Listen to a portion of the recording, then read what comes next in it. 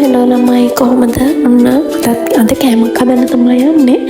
මුලින්ම මෙන්න මේ විදිහට ටොමැටෝස් ටික අරගෙන ඒක කොටු හැඩේ කෑලි වලට කපා ගන්න. ඊට පස්සේ ලුණු ගෙඩියකුත් අරගෙන ඒකත් කෑලි වලට කපා ගන්න. මොනවද හදන්න යන්නේ කියලා අපි බලමු. ඉතින් මම මේ වැඩ ඇරලාවිලා එහෙම මහන්සි පිටම යනවාමයි. යුනිෆෝම් එකවත් මම මාරු කරේ නැහැ.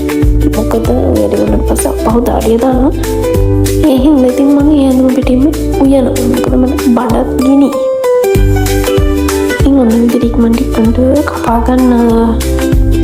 ඊට පස්සේ අද මම හදන්න යන්නේ බීමල් එකක්. මෙහි ඉතින් ලංකාව වගේ බීමල් ගන්න නෑනේ. ඉතින් මෙහි තියෙන ටින් කරපු බීමල්. ඉතින් ඒක බේබි මෂ්රූම් එකක්. ඉතින් මම මේ බේබි මෂ්රූම් එක අරගෙන ඒක පොඩ්ඩක් කපා ගන්නවා. මොකද ඒක ලුකුවට තියෙනකොට නිකන් අමුරහක් වගේ එකක් එනවා. ඒ හින්දා ඒක එහෙම කන්න අප්පිරියයි.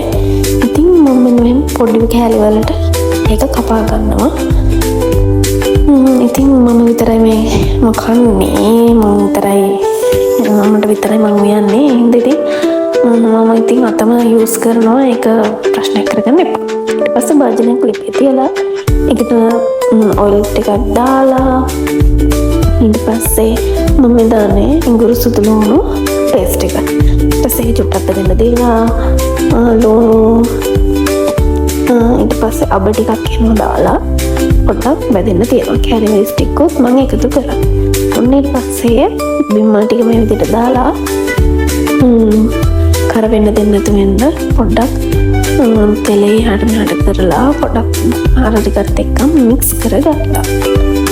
ඉතින් මික්ස් කරගත්තා. මේ නැන්ද මම ලංකාවෙන් අරන් ආවේ ළමයි පොල්කටු හැන්දක්.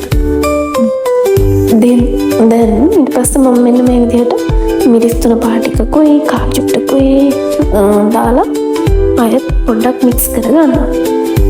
ඉතින් ඒ අතරේ මම මික්ස් කරලා ලුණු ටිකක් දාලා ලුණු හිතේ පදමට දාලා පස්සේ රස බලලා අය වෙනස් කරගන්න. ඉතින් මම දාන්න තක්කාලි ඊළඟට මේ දාන්නේ මට ඒ කොළ වර්ග නම් මතක නැහැ. ඔයාලා කැමති කොළ වර්ගයක් දාගන්න පුළුවන් නොදාන්න පුළුවන්. මම මේව දාන්නේ අපිට ඒ කොළ වර්ග කන්න ක්‍රමයක් නැති හින්දා හැමදාම සැලඩ් එක වගේ කාලා මට අප්පිරිය වෙලා ඒ වුණාට මොන හරි කොළ වර්ගයක් කන්නත් ආසයි. ඉතින් මම මේ විදිහට තමයි දැන් මම මේ වෙtti ලිප ඔෆ් කරලා තියෙන්නේ. ඉතින් ලිප ඔෆ් කරලා ඔන්න විදිහට වාජනේ රස්නෙම පොඩ්ඩක් කලවම් කරලා ඉතින් ගන්න තමයි හදන්නේ. ඉතින් මේක හරිම රසයි. මම කලින් පාර හැදුවා. ඒ වුණාට ඒක ලොකු රහක් තිබ්බේ නැහැ. ඒක වෙනස් දෙයකට හැදුවේ. ඒ වුණාට මේක මාරම රසයි. ඉතින් ඔන්න ඔය විදිහෙන් තමයි ආවේ. ඊළඟට මම ඩාල් කරියකුත් හදාගත්තා. ටිකක් හොදි තියෙන්න. ඊට පස්සේ මෙන්න මේ දෙක තමයි කෑම එක. මේ හාමස් වගේ කලින් හදපු එක. බත්තුත් එක්ක පරිප්පුයි මෙන්න මේ විදිහට හදාගත්ත බේබි මෂ්රූම්. ඉතින් එහෙනම්